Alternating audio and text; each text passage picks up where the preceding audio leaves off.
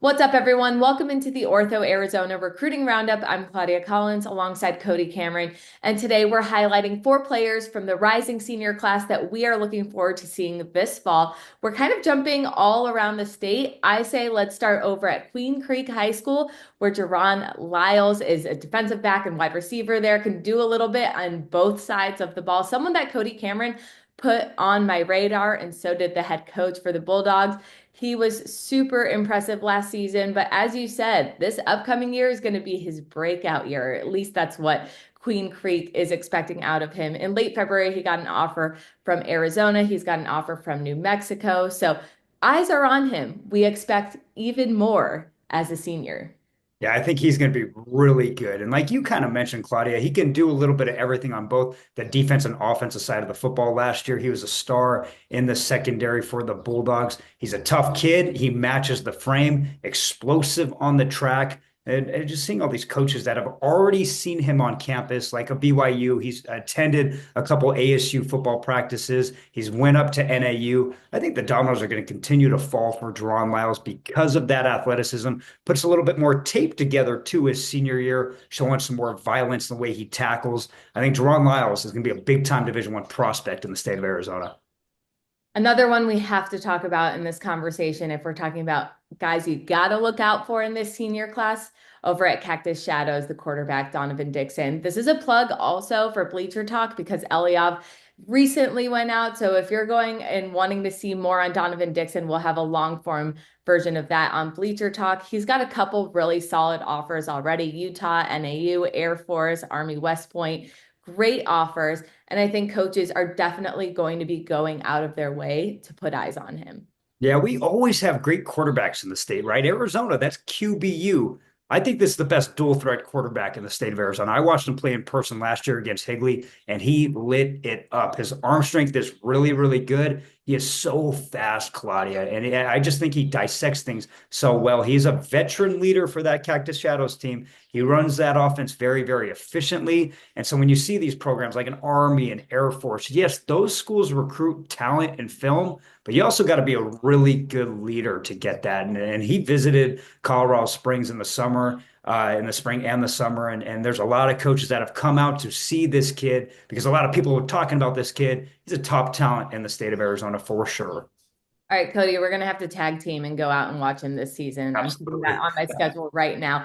All right, have we had a conversation about a senior class without talking about Brophy? Because they are absolutely stacked. We're going to talk about James Pike today, the safety for the Broncos, someone that we wanted to talk about today because we've talked so much about Brophy, but we haven't talked about him yet. He made first team All Central last season. He's got an offer already under his belt, looking to expect more. He's showing out in the weight room too, which is something that Brophy has been just kind of obliterating.